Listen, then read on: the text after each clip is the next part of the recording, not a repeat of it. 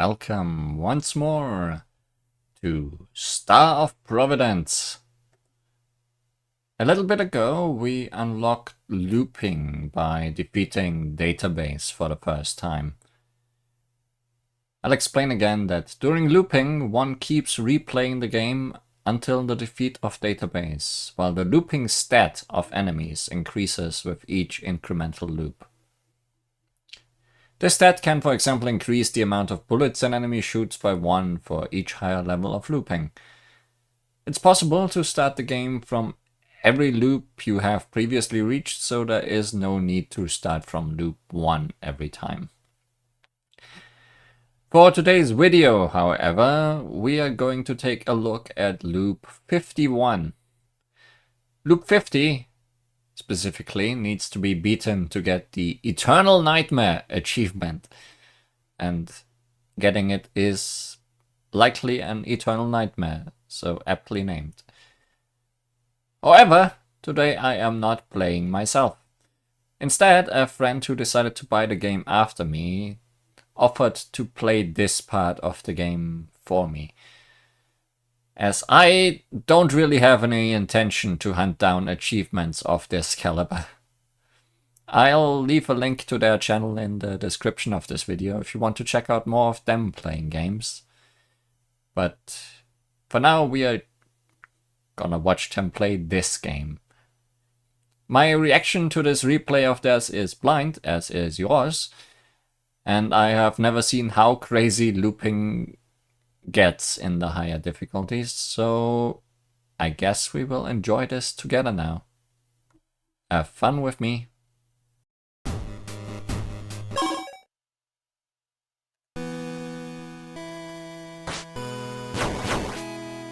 Well, let's see, they are taking Swordship on intense difficulty and, as I said, loop 51. Swordship, they say, is essentially necessary for these higher loops, as there's gonna be lots of bullets that are likely gonna be almost undodgeable without swords. And we can already see that these ghosts just spawn a circle of bullets that seems essentially undodgeable. More power is probably a good thing to have in this, as killing things before they shoot might be the trick to getting through this alive. Oh, these turrets certainly have no bullets left to spare.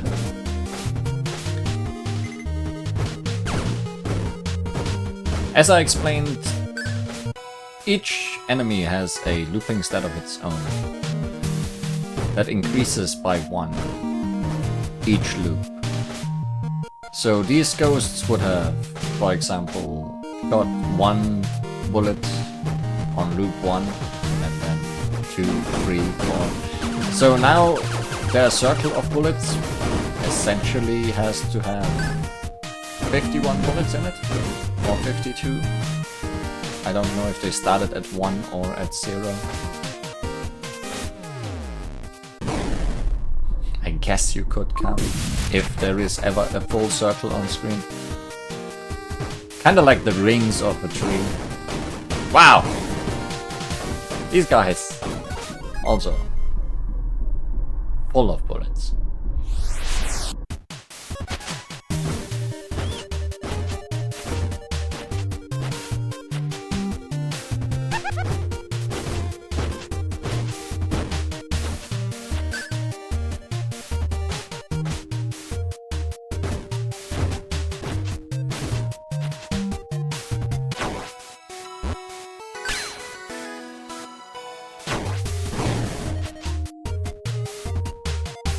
Seems they are using all the unlocks that I usually don't use, the ones that increase damage towards the weakness of enemies, or increase damage to specific types of enemies. Something that I never really took much interest in. Also, we're going to the temple. Also, perfect. I think I never got a perfect on any floor or anything. So that's interesting to see. I'm assuming it means having taken no damage whatsoever. Possibly also without taking or using any bombs. Just being perfect. Also, these guys are like once shooting lots of big bullets are already a pain shooting just 4 bullets regularly, I think. So seeing them with this many is a nightmare already. Surely I will not sleep well after watching this video. Now we need to wait for this guy to get out of his cube. Lasers.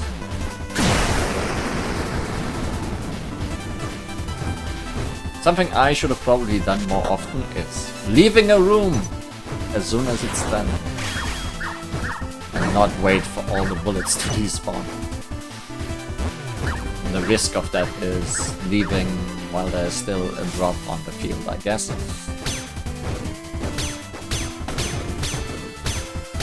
If you see quick enough that there is none. Maybe don't take the risk of getting hit after clearing the room. It's sword against sword in this mid-boss fight. I wonder what drop he's gonna give us.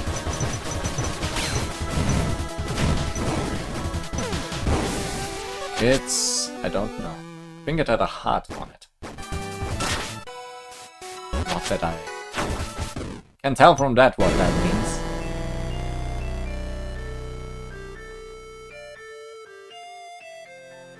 But we are at ×3 multiplier, so maybe we will be able to deduce.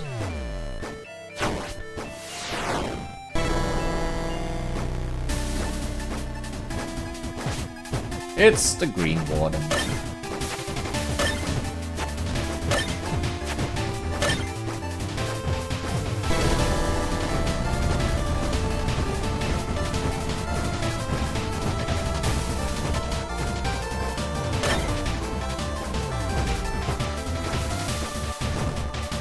Oh yeah, it should be mentioned that bosses of any kind, I think even the mid-bosses, are not affected by the looping. So they are just the same as always. And now we have a very questionably good sword. And it's gone. That's very satisfying. I think I completely forgot about the ability to throw away weapons after doing it accidentally once. But seeing it done with this weapon in particular, it's very interesting. I wonder if they did it for the joke or it's actually that bad and not just bad for me.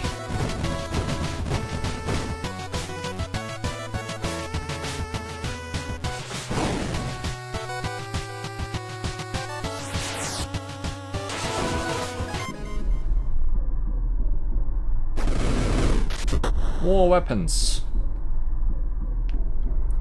With much bloodlust.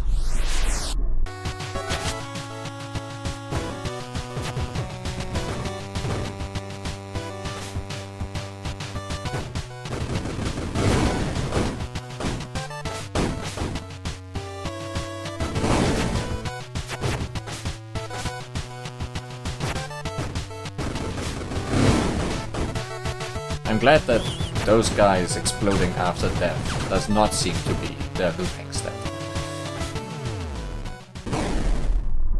Hey, meaning they don't shoot more bullets after death. Also, it seems the multiplier bonus we got from defeating the sword mid-boss in the temple is the one that gives us a free hit above 2.5, because I heard that shield sound breaking. We did not lose our regular shield after getting it. Ow. Ow.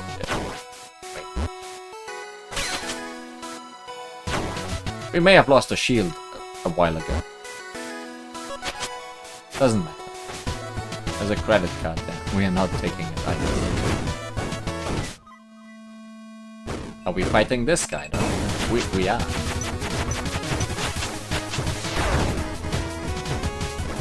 Haven't seen Microcore in a while, possibly.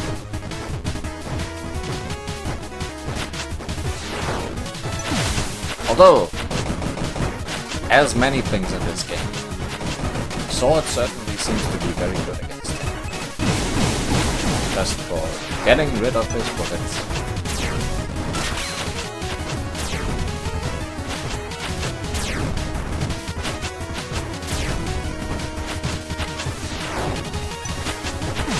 Microcore clearly also not effective.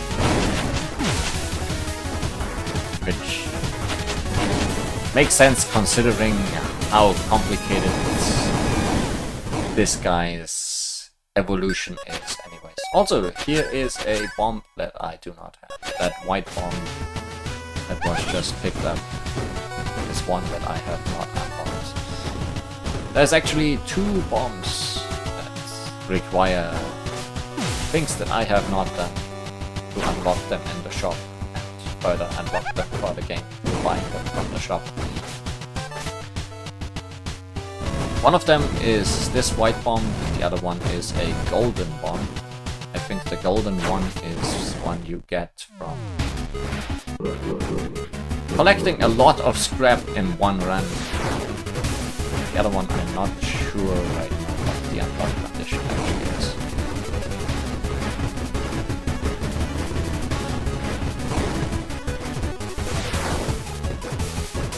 I think both of them are things that you might do accidentally and I have just not.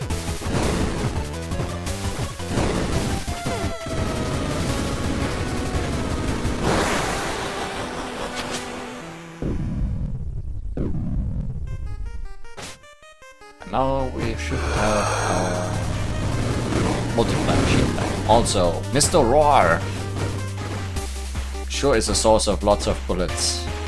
Both through his own attacks and through spawning lots of ghosts, and those ghosts then spawn even more bullets. Would not want to encounter that guy in a room with not many walls.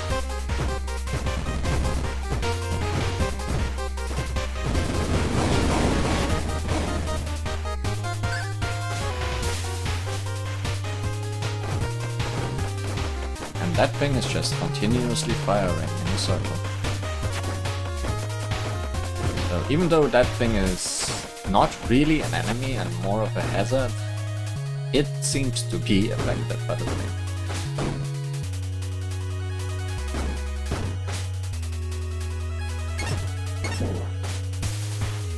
Obviously, due to the fact that most enemies just die instantly when we encounter them, we don't really see what their thing does to them. Ghosts seem to be what we are encountering the most.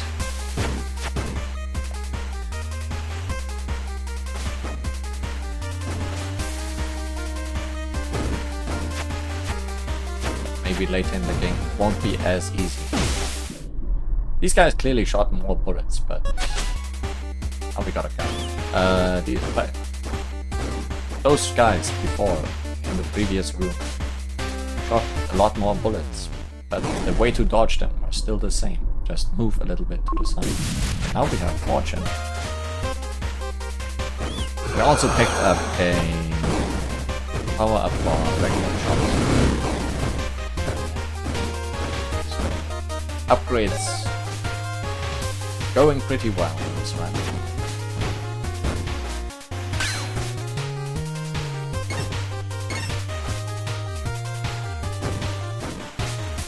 Just don't let people shoot, seems to be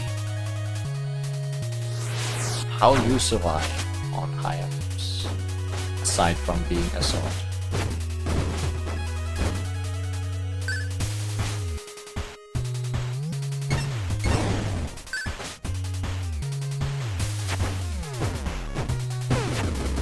I wonder how powerful we are at this point, because that thing died very quickly. I should pay attention if we... 135, I think. we are.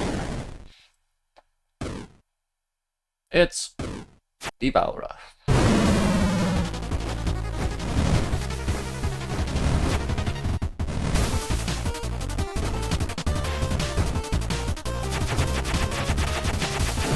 Devourer doesn't seem to like it when you stab him in the eyes. That is a fact very unique to Devourer. Most people I know enjoy being stabbed.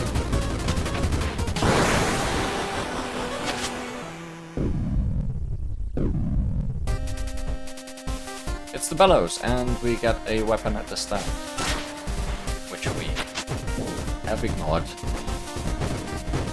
Also, here's lots of fire. Again, hazards, more so than enemies, providing lots of bullet power. Continuous fire of bullets, as it is.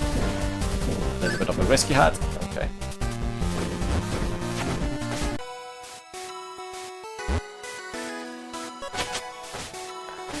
One full map ready. And this guy spawns tons of ghosts. Here's a mining.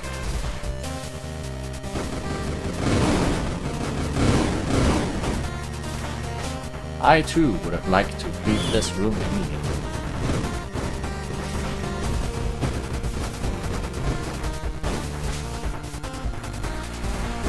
Phantom Edge! Our best friend. And it's gone. Well, for this one I can kinda understand why. Because Phantom Edge isn't really usable as a sword. The reason we are using sword here is to get rid of bullets. So Phantom Edge kinda doesn't do what we want a sword to do right now. Excalibur, however, might.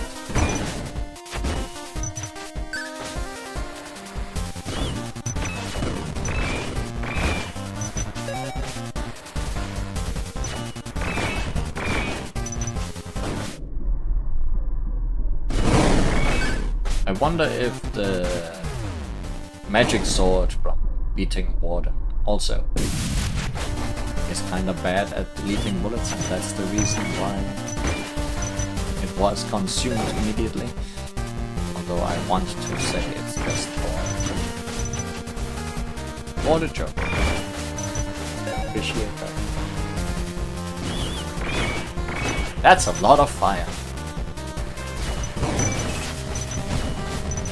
That's this guy. I also picked up at some point a scanner which shows the life bar of enemies, which is very useful if things die in one hit. But I guess more useful against mid-bosses.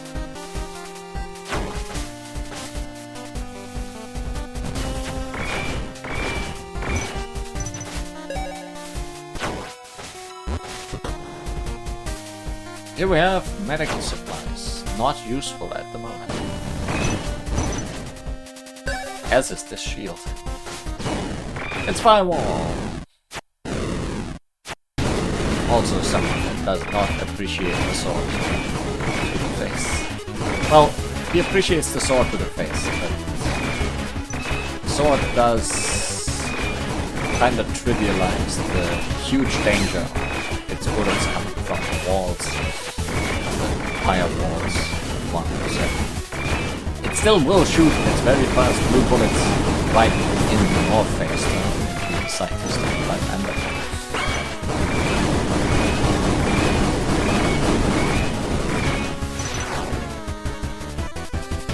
This certainly felt a little bit like a typical firewall experience.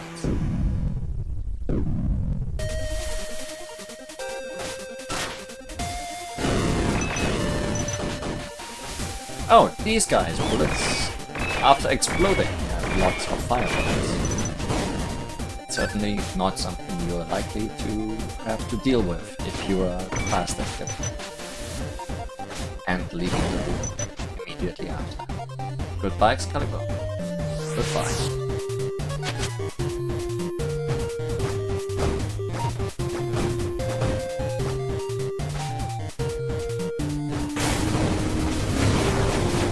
How these guys change.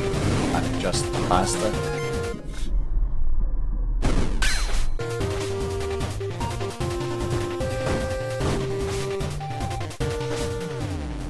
What's our final upgrade? Stealth. Now we will have an even easier time to kill things before they move.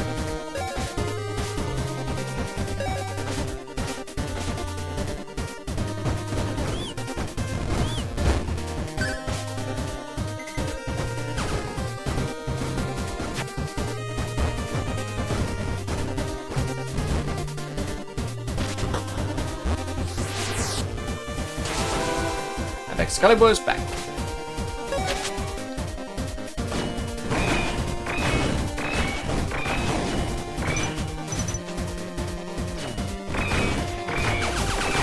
This guy did not live for very long.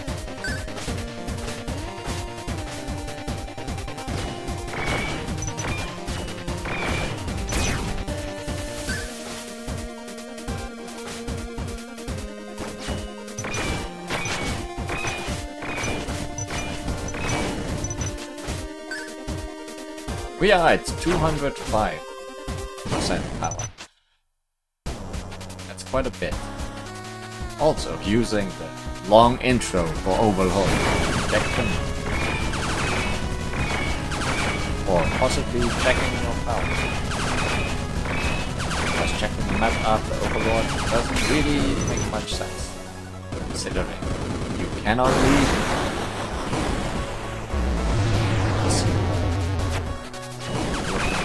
Way out of your city.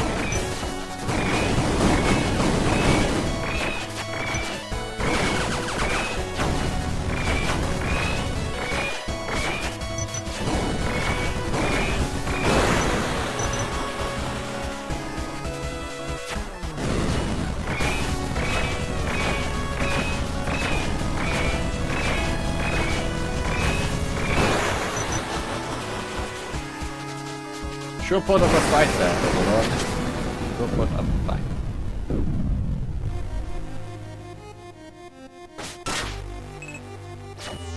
Here is the destroyer. Ah, that reminds me.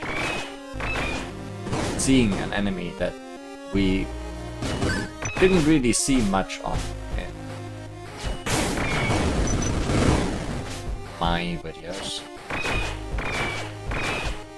I finally found out what the one enemy is that I didn't encounter at all. It's a temple enemy. And it's an enemy in the temple that only appears down one path. A path that fills you with dread. Which, for some reason, with that name, I never took. Because I'm apparently playing very safe. So we missed out on that one very special enemy. Which is special because it attacks your max HP instead of your regular HP. Kinda glad that was not a thing I needed to deal with at that point.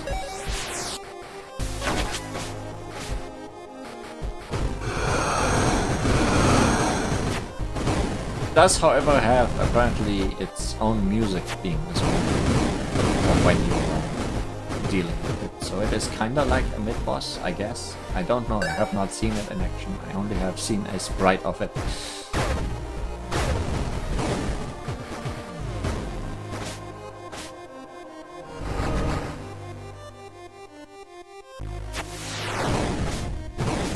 Now, will this guy give us more Excalibur? By chance?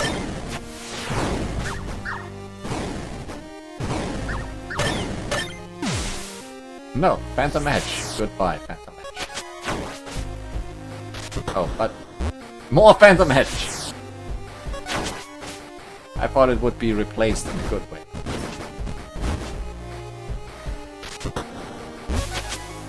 Form power. Now it's gone. Now we walk into a laser.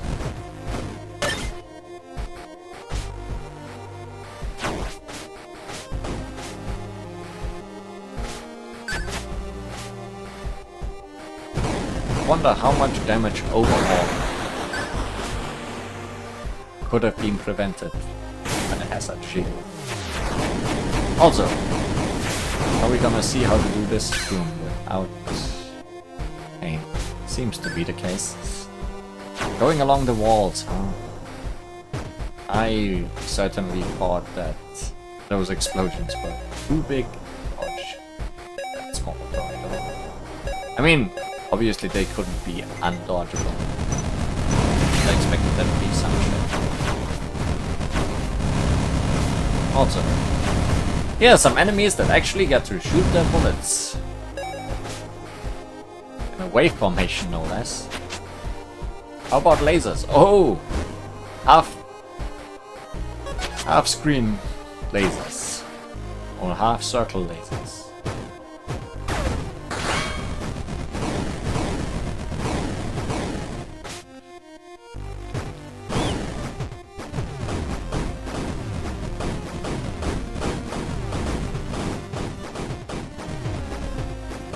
Seeing this guy with this red ghost surrounding him makes me wonder. Because some bosses do spawn... chaos.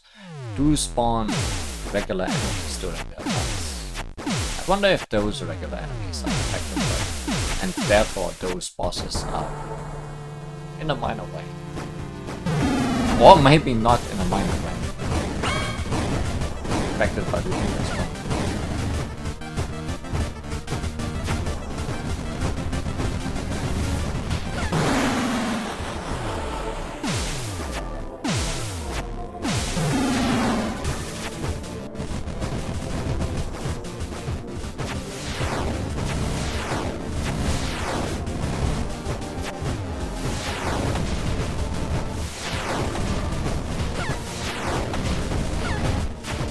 Glad to see I'm not the only one having fun with nostalgic pets that is slightly misaligned.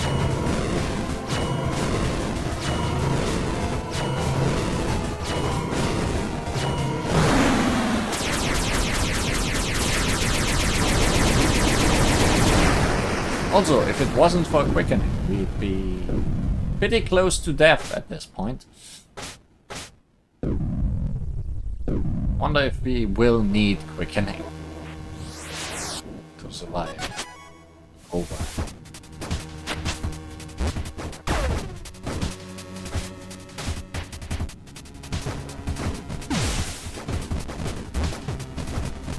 I mean, nowhere is probably the hardest place in the game, considering it's the hardest to reach with the weirdest enemies. It does reuse lots of things from other floors, but also remixes them in a way that makes them harder. Mostly by adding worse enemies.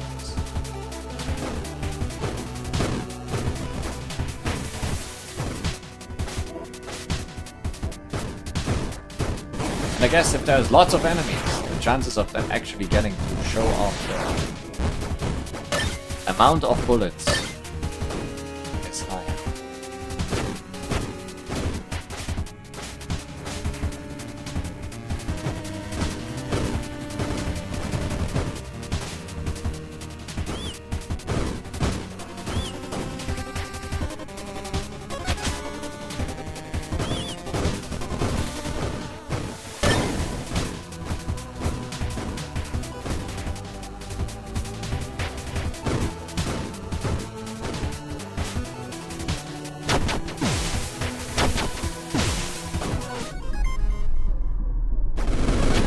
One firebomb. our last secret room.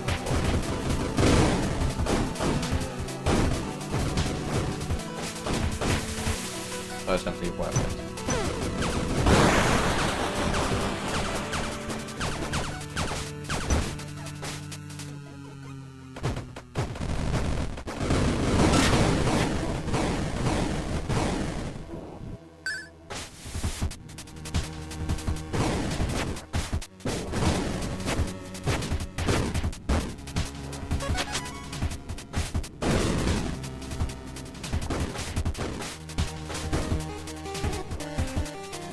I wonder if every enemy has a looping step. Like, do bats do anything that could be improved by looping? Maybe the movement speed?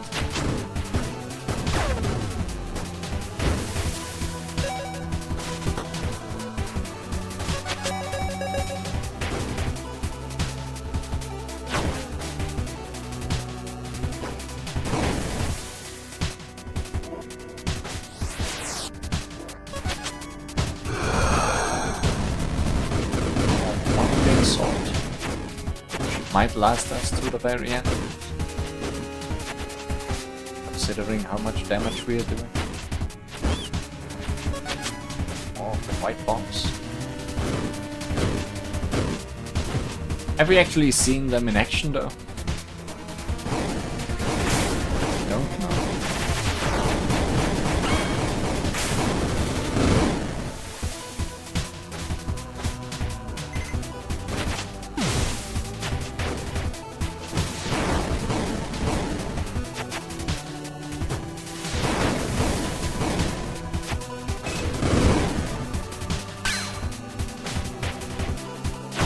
I think the fact that there's lots of environment around is very helpful in loops as well. Oh, also, a difference in looping compared to Loop 0 is that database skips its dialogue. I know, it's a very big... It's a big enough difference that speedrunners of this game apparently play on Loop 1 instead of the base game.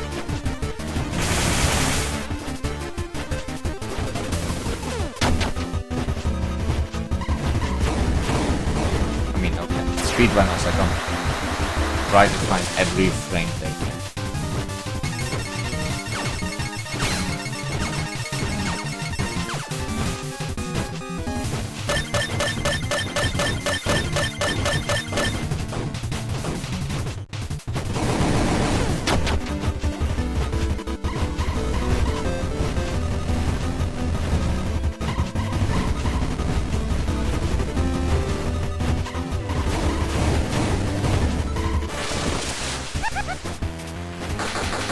Late night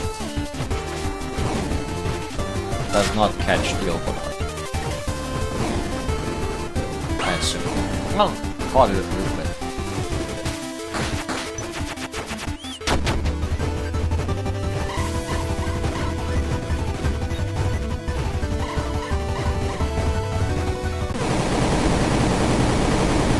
And we won.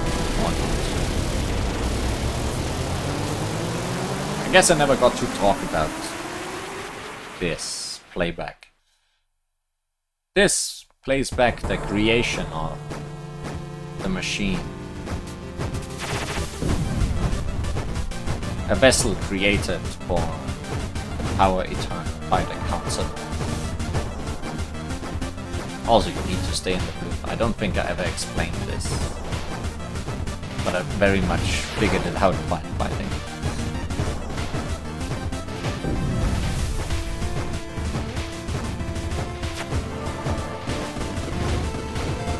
I guess the machine could not handle our eternal, as so many can. So it became that giant thing that most characters fight.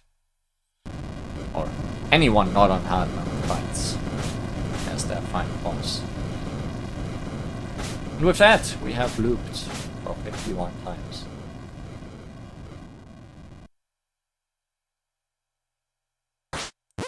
No continuing. That final room can also have more different characters in it that appear in the usual start screen room. And that's how the video ends. And you can talk to them and get different dialogue, even though it looked the same there as it did for me. But yeah, that was a very fun show off of higher level looping. I